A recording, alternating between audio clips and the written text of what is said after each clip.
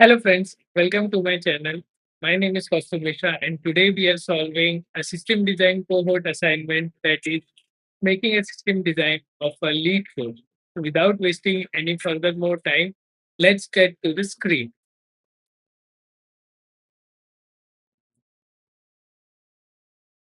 So to start with our system design, I have quickly opened an Draw blank canvas. Let's start here with saying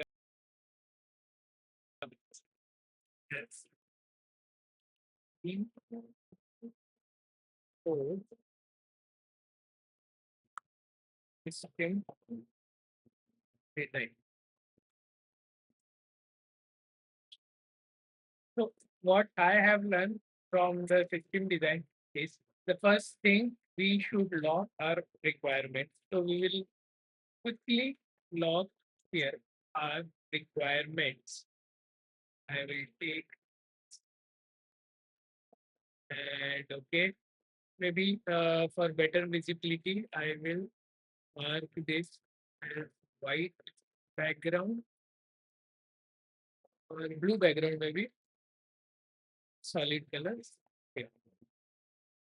So requirements. So our first requirement would be obviously authentication. Authentication. We should able to authenticate users.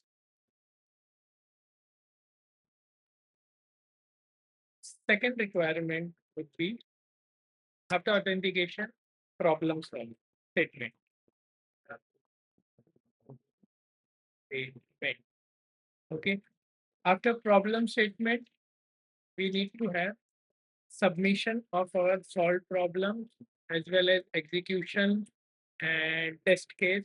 So we will write it as submission, which will include test cases, then execution, execution, as well as code submission, major by code submission. Okay, I will make it little bit broader. After code submission, what else we require? Leaderboard. Leaderboard. I guess this is pretty much good for our start. So we'll park this aside and we'll start our basic design. So the basic design starts from the client. Okay. Uh, then server and again data database. And this is very classic example, like client call the server, then the server calls backend, and then from back database we will get response to the server, and then again we'll go back to client. Classic example. Maybe we should color them different.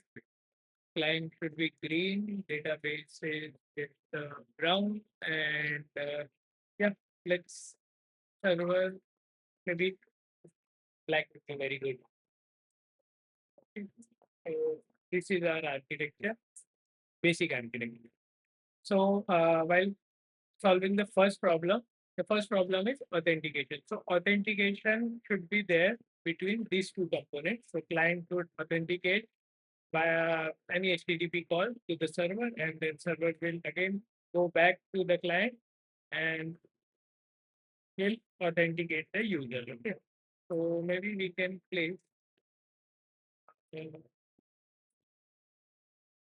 like this. This will have what we can say authentication. Sorry.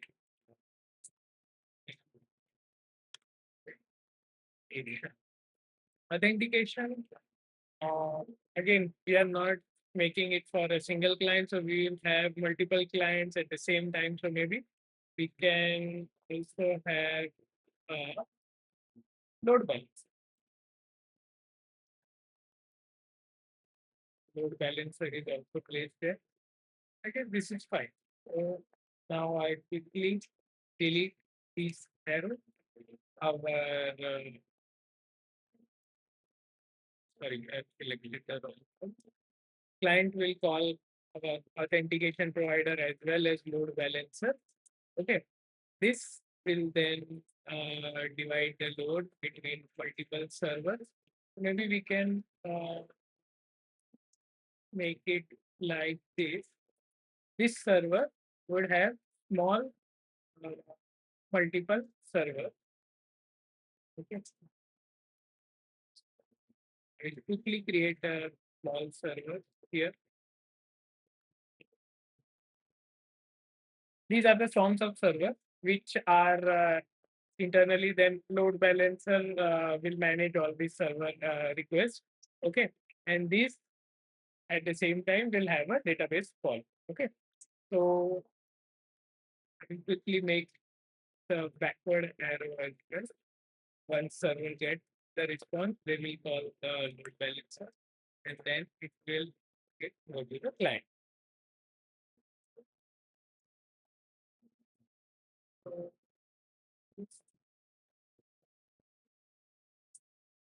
So we are good till now. Now I have multiple clients with the authentication as well as load balance. So we don't have the very much load at the server level.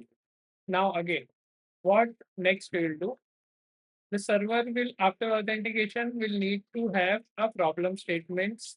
Okay, so problem statements is also being solved. So maybe I can list down all the API calls here so that it will be easier for us to check.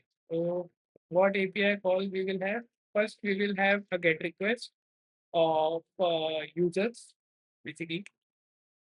So first is the GET request user. Then again, we will have get request for problem statement. So get request for problem statement. Sorry, problem statement. Okay. Then we will have get request for multiple problems. Okay.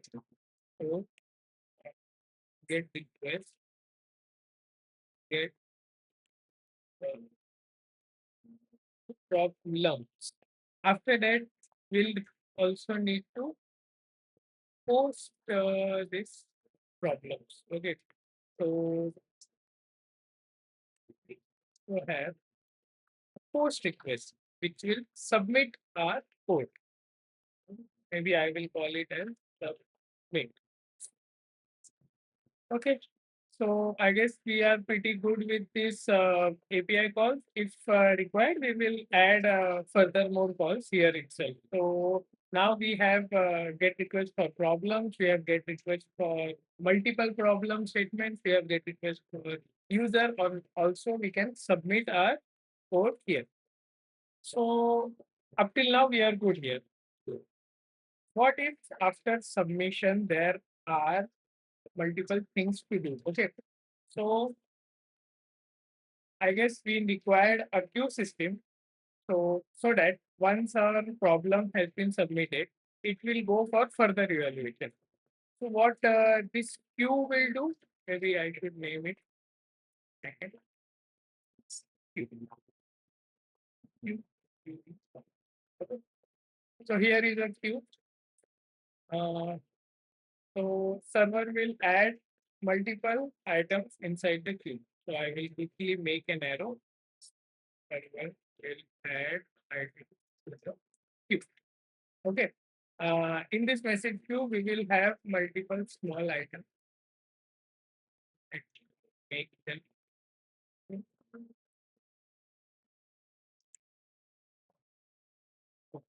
So these small items are nothing but our submitted code for further evaluation. Okay. We can also name it as uh,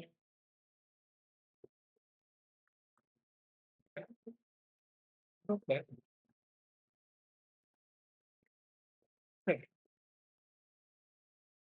As one of my mentors says, everything is a system, and what it's is a service. Service. Okay. So now what?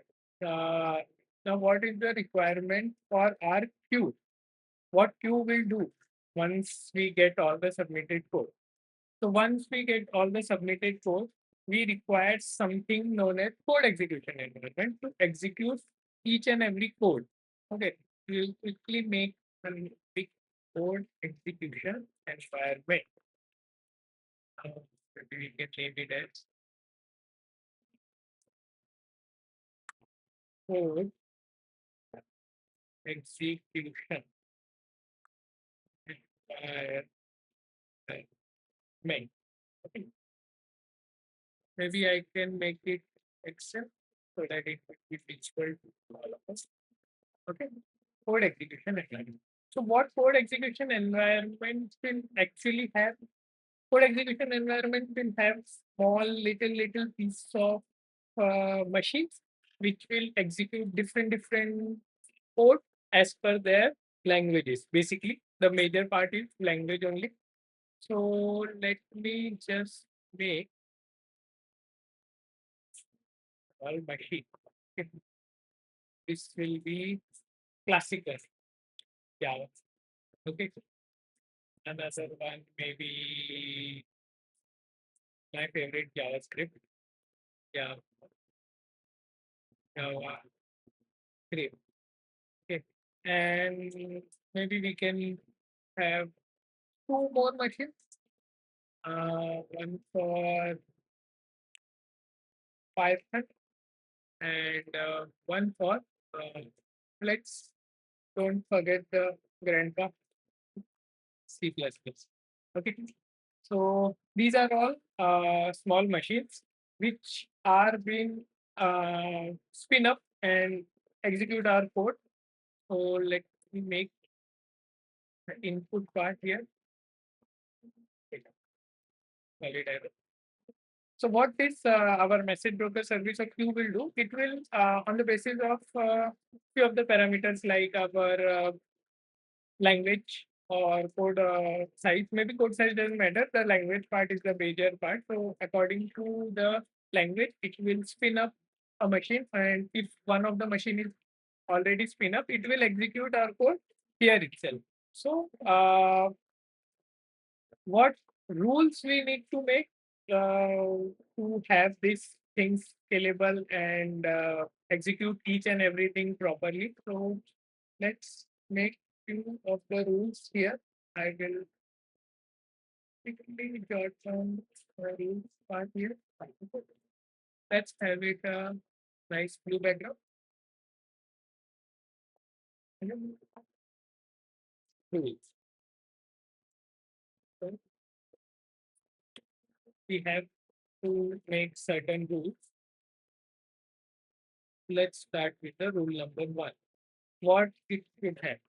Every container needs to be isolated so that as per the security point of view as well as every container if run isolated will have all the metrics properly, or else we will lose our matrices for leaderboard and other more errors as well. So first things first, container needs to be isolated. Mhm.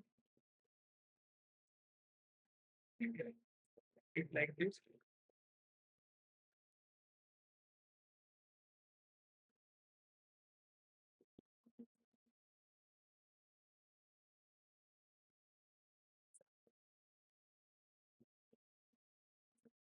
Sorry for this. I'm not ah,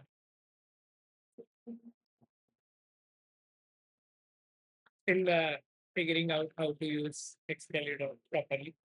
Okay. Now, second rule. What second rule should be there?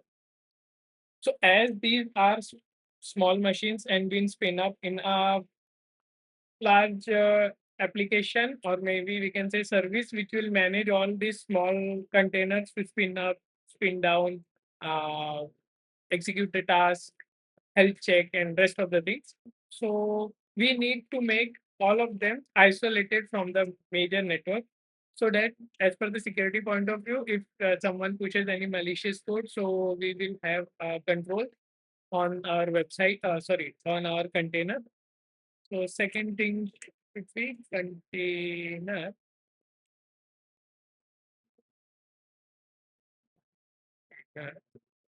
so not should not allow network calls. Similar rule is like we should also not allow them to make a system call, or else it will tweak few of the parameters. So I can easily, I guess, copy container allow, and then it should not allow system call. Okay. And one more parameter maybe we can have it like it should also have a safety timeout, so that uh, code will not go into the loop cycle or infinity loop. And if any of the code execution taking much more time than expected, it will automatically terminate the container and it will be notified to the system via an HTTP call that timeout has been triggered. So container should have time out. I guess these rules are pretty much it.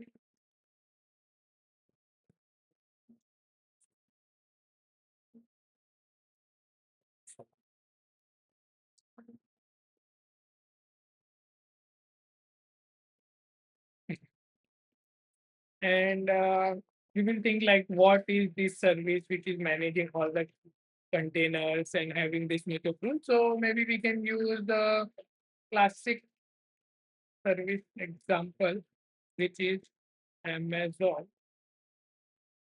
Fargate.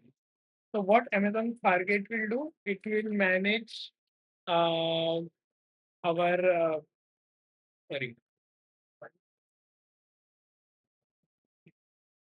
what Amazon Fargate will do, it will manage our spin up part, like spinning up the container, spinning down the container, having all these rules, and after execution, throw the result to our service. So these all things will be managed by Amazon Target, and we don't need to have any additional headache for this for configuration for configuring all these things.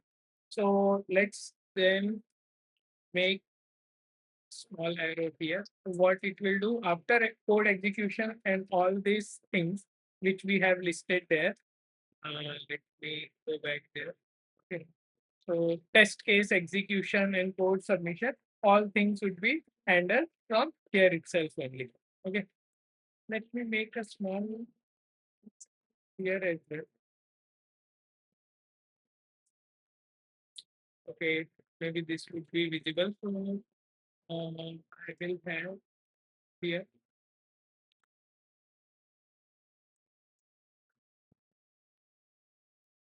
all the number of tables. So table, what tables will have? Tables will have a user table, then num tables, then the functions table. Again, we have a leader, role table, and also we will have a code table for, let's say, if someone has to check what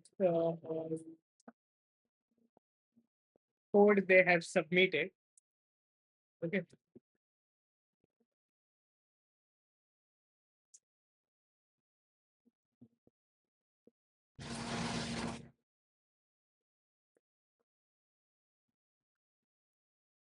Pretty good. So I guess once we have submitted the code will be get executed here. After execution, or if the code has passed the results, everything, it will have a service which will notify it to from this code execution environment to our servers. Server will then have a database call. Database will do all the particular entries for the required statement. Let's say for how much time, as per the time calculations from submission to code execution. It will do all the calculation. Will have sub, uh, calculated the leaderboard score as well. Will add the entry for submissions. Also will add an entry for code, and then it will again go back to a server. Server will then notify it to the client. So I guess we have done almost the part. Maybe we can here add one more thing. We'll have again a post call for result, and I guess the result will also have an ID. On that basis, we will get the things done. So yes, this I guess pretty much covers the normal system design, and we can say a high level system design for LeetCode. If you like the video, please do like, share, subscribe to my channel, and for more content, get back here for the next video. Thank you.